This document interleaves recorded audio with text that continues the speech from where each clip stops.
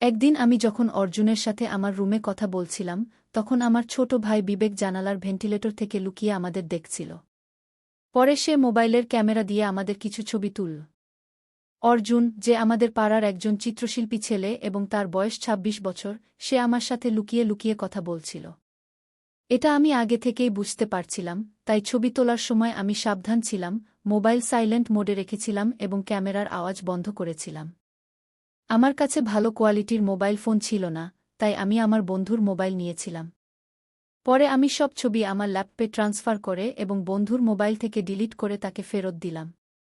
এরপর আমি photo editing সফটওয়্যারে ছবিগুলোর উজ্জ্বলতা বাড়ালাম, যাতে আমার এবং অর্জুনের মুখ স্পষ্ট দেখা যায়। পরে আমি সেই ছবিগুলো কালার প্রিন্টার থেকে প্রিন্ট করে নিই। এখন আমি সঠিক সময়ের অপেক্ষায় ছিলাম, যাতে আমি এই ছবিগুলো বিবেককে দেখিয়ে তাকে ভয় দেখাতে পারি। কিন্তু আমার মনে এক উদ্বেগ চলছিল, যদি বিবেক জানতে পারে যে আমি অর্জুনের সাথে ঘনিষ্ঠভাবে কথা বলি, তাহলে সে হয়তো ছবিগুলোকে অন্যভাবে ব্যবহার করবে। আমি জানি আমি এই সম্পর্কটি গোপন করতে চাই। আমার মধ্যে আতঙ্ক ছিল যে উভয়েই যে বিপদে পড়তে পারি। প্রায় ৩ মাস পর, মে ২০২৫ সালের একটি দিন, আমি গ্রামে থাকার সময় বিবেকের সাথে জায়গা পেয়েছিলাম। অর্জুন ১০ দিনের জন্য গ্রামে চলে গিয়েছিল। আমার মনে হচ্ছিল এটা ঠিক সময়। তখন আমার মা কিছু দিনের জন্য আত্মীয়ের বাড়ি যেতে হয়েছিল এবং বাবা তার কাজে বাইরে গিয়েছিলেন। এখন এই সুযোগে আমি বিবেকের সাথে কথাবার্তা বলতে পারব এবং ওকে সবকিছু খুলে বলতে ভয় পাচ্ছিলাম। আমি জানতাম সে এই বিষয়টি খুব গুরুত্ব দিয়ে দেখবে এবং আমাকে বুঝতে চাইবে। কিন্তু আমি জানতে পারলাম আমার ভাই বিবেকের কাছে সবকিছু পরিষ্কার হয়ে গিয়েছে। যখন সে জানালার ভেন্টিলেটর থেকে আমাদের দেখছিল, তখন সে সবই বুঝতে পারছে। এবার আমি আতঙ্কের সাথে ভাবছিলাম তাকে কিভাবে বুঝাতে হবে এবং কিভাবে তাকে নিজের অবস্থানটিকে সঠিকভাবে বোঝাতে হবে। এখন আমার মানসিক চাপ অনেক বেড়ে গিয়েছে, কারণ বিবেকের ছবিগুলো দেখে ফেলেছে এবং সে আমাকে খবর দেবে কিনা সেটা নিয়ে আমি চিন্তিত ছিলাম। একদিন আমি যখন অর্জুনের সাথে আমার রুমে কথা বলছিলাম, তখন আমার ছোট ভাই বিবেক জানালার ভেন্টিলেটর থেকে লুকিয়ে আমাদের দেখছিল। পরে সে মোবাইলের ক্যামেরা দিয়ে আমাদের কিছু ছবি তুলল। অর্জুন, যে আমাদের পাড়ার একজন চিত্রশিল্পী ছেলে এবং তার বয়স ২৬ বছর, সে আমার সাথে লুকিয়ে লুকিয়ে কথা বলছিল। এটা আমি আগে থেকেই বুঝতে পারছিলাম, তাই ছবি তোলার সময় আমি সাবধান ছিলাম, মোবাইল সাইলেন্ট মোডে রেখেছিলাম এবং ক্যামেরার আওয়াজ বন্ধ করেছিলাম। আমার কাছে ভালো কোয়ালিটির মোবাইল ফোন ছিল না, তাই আমি আমার বন্ধুর মোবাইল নিয়েছিলাম। পরে আমি সব ছবি আমার ল্যাপটপে ট্রান্সফার করে এবং বন্ধুর মোবাইল থেকে ডিলিট করে তাকে ফেরত দিলাম। এরপর আমি ফটো এডিটিং সফটওয়্যারে ছবিগুলোর উজ্জ্বলতা বাড়ালাম, যাতে আমার এবং অর্জুনের মুখ স্পষ্ট দেখা যায়। পরে আমি সেই ছবিগুলো কালার প্রিন্টার থেকে প্রিন্ট করে নিই। এখন আমি সঠিক সময়ের অপেক্ষায় ছিলাম, যাতে আমি এই ছবিগুলো বিবেককে দেখিয়ে তাকে ভয় দেখাতে পারি। কিন্তু আমার মনে এক উদ্বেগ চলছিল, যদি বিবেক জানতে পারে যে আমি অর্জুনের সাথে ঘনিষ্ঠভাবে কথা বলি, তাহলে সে হয়তো ছবিগুলোকে অন্যভাবে ব্যবহার করবে। আমি জানি আমি এই সম্পর্কটি গোপন করতে চাই। আমার মধ্যে আতঙ্ক ছিল যে উভয়েই যে বিপদে পড়তে পারি। প্রায় ৩ মাস পর, মে ২০২৫ সালের একটি দিন, আমি গ্রামে থাকার সময় বিবেকের সাথে জায়গা পেয়েছিলাম। অর্জুন ১০ দিনের জন্য গ্রামে চলে গিয়েছিল। আমার মনে হচ্ছিল এটা ঠিক সময়। তখন আমার মা কিছু দিনের জন্য আত্মীয়ের বাড়ি যেতে হয়েছিল এবং বাবা তার কাজে বাইরে গিয়েছিলেন। এখন এই সুযোগে আমি বিবেকের সাথে কথাবার্তা বলতে পারব এবং ওকে সবকিছু খুলে বলতে ভয় পাচ্ছিলাম। আমি জানতাম সে এই বিষয়টি খুব গুরুত্ব দিয়ে দেখবে এবং আমাকে বুঝতে চাইবে। কিন্তু আমি জানতে পারলাম আমার ভাই বিবেকের কাছে সবকিছু পরিষ্কার হয়ে গিয়েছে। যখন সে জানালার ভেন্টিলেটর থেকে আমাদের দেখছিল, তখন সে সবই বুঝতে পারছে। এবার আমি আতঙ্কের সাথে ভাবছিলাম তাকে কিভাবে বুঝাতে হবে এবং কিভাবে তাকে নিজের অবস্থানটিকে সঠিকভাবে বোঝাতে হবে। এখন আমার মানসিক চাপ অনেক বেড়ে গিয়েছে, কারণ বিবেকের ছবিগুলো দেখে ফেলেছে এবং সে আমাকে খবর দেবে কিনা সেটা নিয়ে আমি চিন্তিত ছিলাম।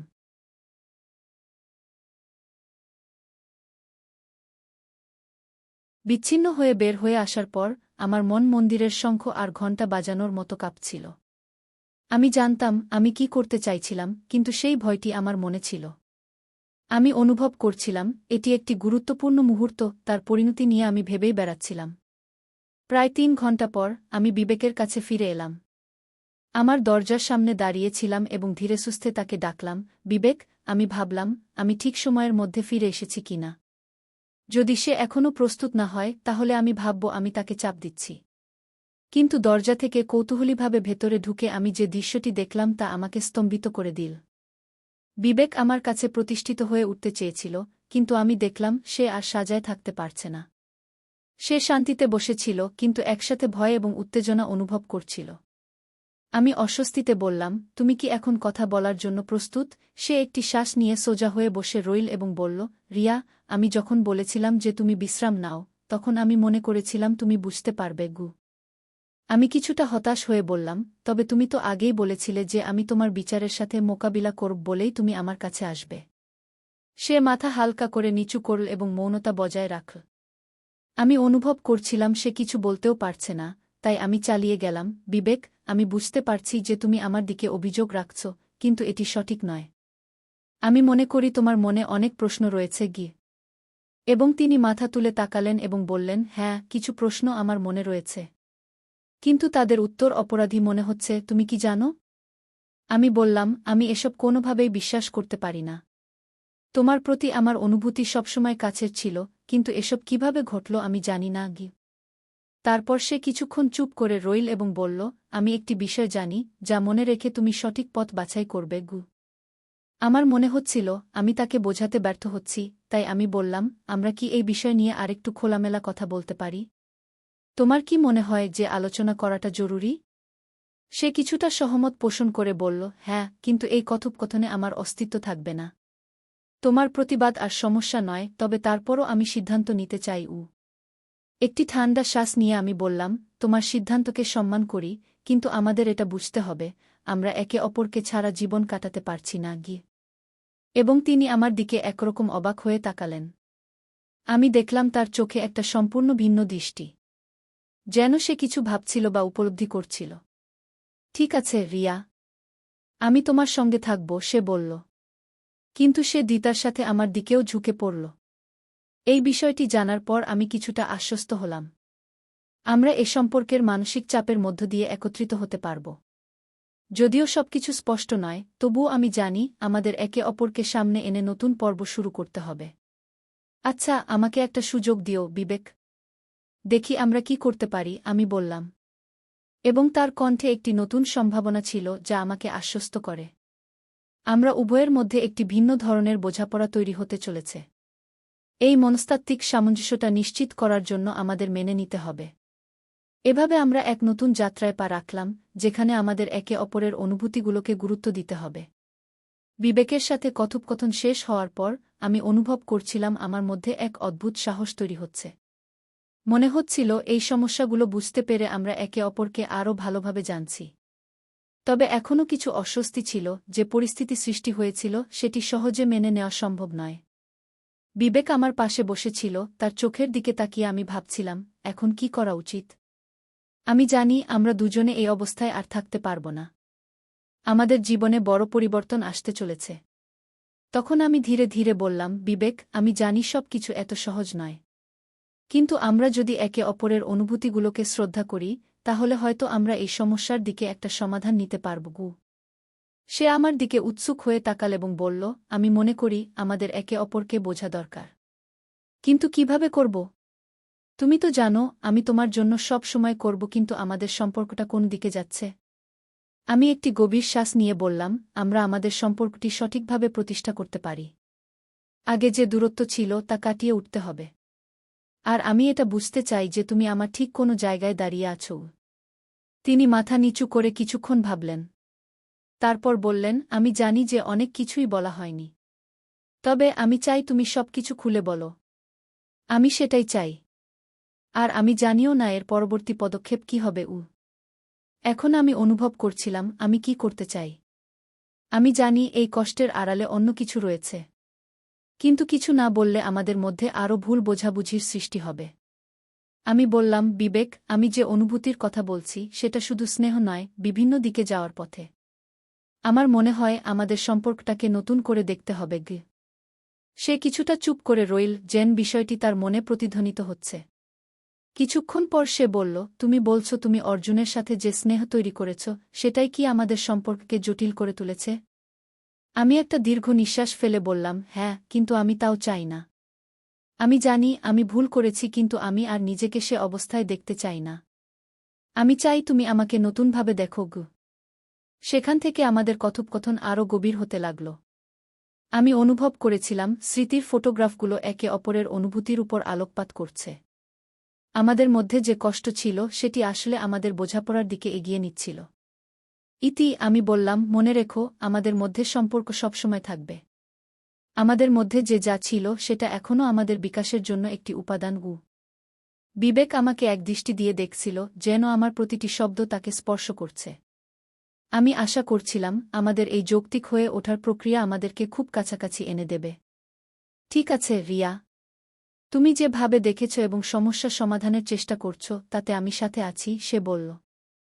এখন আমি অনুভব করতে পারছিলাম আমাদের সম্পর্ক একটি নতুন দিগন্তের দিকে অগ্রসর হচ্ছে। এই অধ্যায়টি শুরু হচ্ছে একটি নতুন অবস্থার দিকে অগ্রসর হতে। বিবেকের সঙ্গে চলমান এই কথোপকথন যেন আমাদের সম্পর্কের ভিতকে আরও মজবুত করছিল। আমি বুঝতে পারছিলাম আমরা দুজনে যেভাবে একে অপরের অনুভূতিগুলোকে ভাগাভাগি করছি তাতে আমাদের মধ্যে এক নতুন বোঝাপড়া তৈরি হচ্ছে। তবে আমি জানতাম এই পরিবর্তনটি সঠিকভাবে ঘটিয়ে নিয়ে যেতে হবে জটিল অনুভূতির মাঝে। বিবেক, আমি বললাম, আমি জানি আমাদের সম্পর্কটি এক অদ্ভুত অবস্থায় দাঁড়িয়ে। কিন্তু আমরা যদি ইতিবাচকভাবে এগিয়ে যেতে পারি তবে এটি আমাদের জন্য একটি বড় সুযোগ হতে পারে। কি?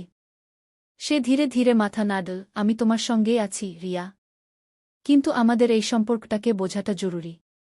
আমি সবসময় চাই তোমার খুশি দেখতে, কিন্তু আমি ভাবছি তুমি কি সত্যিই আমার পাশে দাঁড়াতে পারবে? আমি কিছুটা কষ্ট অনুভব করলাম। বিবেক, আমি জানি সব কিছুই একটু জটিল, কিন্তু আমার মনে হয় যদি আমরা একসাথে কাজ করতে পারি তবে আমরা এই সমস্যাগুলো কাটিয়ে উঠতে পারব। সে কিছুক্ষণ চুপ করে রইল। একটু পরে সে বলল, তুমি জানো আমাদের মধ্যে যে গভীর বন্ধন সেটা কি সত্যিই ধরে রাখতে পারব? আমাদের সম্পর্কটি কি সেই পুরনো জায়গা ফিরে যেতে পারবে? আমি তার দিকে কাজল কালো চোখে তাকিয়ে বললাম, আমাদের সম্পর্কের মধ্যে যে ভালোবাসা রয়েছে সেটা মুছে ফেলা সম্ভব নয়। যদি আমরা একে অপরের প্রতি সত্যিকারের দরদ ও শ্রদ্ধা রাখতে পারি তবে সেটা আমাদেরকে সব বাধা পার করতে সহায় করবে। একটি দীর্ঘ নীরবতা পেরিয়ে সে বলল, রিয়া, তুমি ঠিক বলেছ, কিন্তু আমি সেই চাপ অনুভব করতে পারছি। এই সময় খুব পার্সেন্ট হওয়া দরকার। আমাদের যা হয়েছে সেটা ঠিক করা এখনও বাকি। আমি জানতাম আলোচনা এখন বাস্তব ফলের দিকে এগোচ্ছে। তাহলে আমাদের কি করতে হবে? আমরা কি কেবল নিজেদের কথা বলেই পেছন ফিরব, নাকি নতুন কিছু অর্জন করতে যাচ্ছি? বিবেক কিছুটা সময় নিয়ে বলল, আমাদের মধ্যে একটি সৎ আলোচনা হতে হবে। এর মানে এই নয় যে আমরা তাৎক্ষণিক সিদ্ধান্ত নিতে যাচ্ছি। তবে এই আলোচনার মাধ্যমে আমরা হয়তো আমাদের যাত্রাটা এগিয়ে নিতে পারব। আমি তার কথা শুনে সম্মত হলাম। ঠিক আছে, আমাকে বলো তুমি কি ভাবছ। আমি এখানে আছি তোমার সঙ্গে, আমার চিন্তা ছাড়াও। এখন আমাদের মধ্যে একটা নতুন আলোচনার সূচনা হতে যাচ্ছিল। আমরা একে অপরের অনুভূতি ও ভাবনা শেয়ার করার চেষ্টা করছিলাম। যতবার আমি তাকে দেখতে পাচ্ছিলাম ততবারই মনে হচ্ছিল যে আমরা দুজন এক নতুন অধ্যায়ে প্রবেশ করছি। পরবর্তী পদক্ষেপ নিতে হল। তাহলে আমরা কি সিদ্ধান্ত নেব? এই বিষয়গুলো দূর করতে এবং আমাদের সম্পর্ককে নতুন করে পুনর্বিন্যাস করতে, আমি বললাম। সে দ্বিতার সঙ্গে বলল, আমরা যদি সৎভাবে নিজেদের অনুভূতিগুলো ভাগাভাগি করি তবে হয়তো আমরা নতুন কিছু খুঁজে পাব। এমন কথা শুনে আমি বুঝে গেলাম আমরা এক পর্যায়ে পৌঁছেছি যেখানে নতুন সম্ভাবনার দরজা খুলে যাবে। এই সম্পর্কে যদি আমরা চেষ্টা করি তবে আমাদের একে অপরের প্রতি ভালোবাসা ও বোঝাপড়ার দিকে এগিয়ে যেতে হবে। ঠিক আছে, আমরা ক্লিয়ার। চল কোন দিকটা থেকে শুরু করা যায়, আমি বললাম সমঝোতা করে। সে মাথা নিচু করল, কিন্তু তার মুখে কিছুটা আভাস ছিল জীবনের নতুন পথের দিকে আরোহণ শুরু। বিবেকের সঙ্গে চলমান এই কথোপকথন যেন আমাদের সম্পর্কের ভিতকে আরও মজবুত করছিল। আমি বুঝতে পারছিলাম আমরা দুজনে যেভাবে একে অপরের অনুভূতিগুলোকে ভাগাভাগি করছি তাতে আমাদের মধ্যে এক নতুন বোঝাপড়া তৈরি হচ্ছে। তবে আমি জানতাম এই পরিবর্তনটি সঠিকভাবে ঘটিয়ে নিয়ে যেতে হবে জটিল অনুভূতির মাঝে। বিবেক, আমি বললাম, আমি জানি আমাদের সম্পর্কটি এক অদ্ভুত অবস্থায় দাঁড়িয়ে। কিন্তু আমরা যদি ইতিবাচকভাবে এগিয়ে যেতে পারি তবে এটি আমাদের জন্য একটি বড় সুযোগ হতে পারে। কি? সে ধীরে ধীরে মাথা নাড়ল। আমি তোমার সঙ্গেই আছি রিয়া, কিন্তু আমাদের এই সম্পর্কটাকে বোঝাটা জরুরি। আমি সবসময় চাই তোমার খুশি দেখতে, কিন্তু আমি ভাবছি তুমি কি সত্যিই আমার পাশে দাঁড়াতে পারবে? আমি কিছুটা কষ্ট অনুভব করলাম। বিবেক, আমি জানি সব কিছুই একটু জটিল। কিন্তু আমার মনে হয় যদি আমরা একসাথে কাজ করতে পারি, তবে আমরা এই সমস্যাগুলো কাটিয়ে উঠতে পারব। সে কিছুক্ষণ চুপ করে রইল।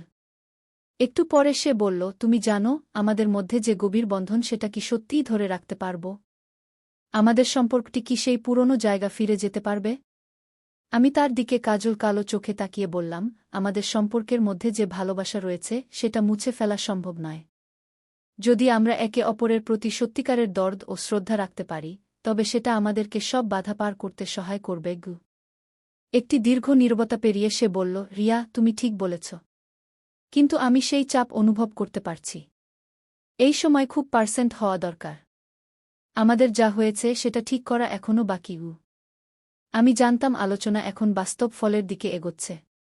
তাহলে আমাদের কি করতে হবে? আমরা কি কেবল নিজেদের কথা বলেই পেছন ফিরব, নাকি নতুন কিছু অর্জন করতে যাচ্ছি? বিবেক কিছুটা সময় নিয়ে বলল, আমাদের মধ্যে একটি সৎ আলোচনা হতে হবে। এর মানে এই নয় যে আমরা তাৎক্ষণিক সিদ্ধান্ত নিতে যাচ্ছি। তবে এই আলোচনার মাধ্যমে আমরা হয়তো আমাদের যাত্রাটা এগিয়ে নিতে পারব। আমি তার কথা শুনে সম্মত হলাম। ঠিক আছে, আমাকে বলো তুমি কি ভাবছ। আমি এখানে আছি তোমার সঙ্গে, আমার চিন্তা ছাড়াও। এখন আমাদের মধ্যে একটা নতুন আলোচনার সূচনা হতে যাচ্ছিল। আমরা একে অপরের অনুভূতি ও ভাবনা শেয়ার করার চেষ্টা করছিলাম। যতবার আমি তাকে দেখতে পাচ্ছিলাম, ততবারই মনে হচ্ছিল যে আমরা দুজন এক নতুন অধ্যায়ে প্রবেশ করছি। পরবর্তী পদক্ষেপ নিতে হল। তাহলে আমরা কি সিদ্ধান্ত নেব? এই বিষয়গুলো দূর করতে এবং আমাদের সম্পর্ককে নতুন করে পুনর্বিন্যাস করতে, আমি বললাম। সে দ্বিতার সঙ্গে বলল, আমরা যদি সৎভাবে নিজেদের অনুভূতিগুলো ভাগাভাগি করি, তবে হয়তো আমরা নতুন কিছু খুঁজে পাবগ।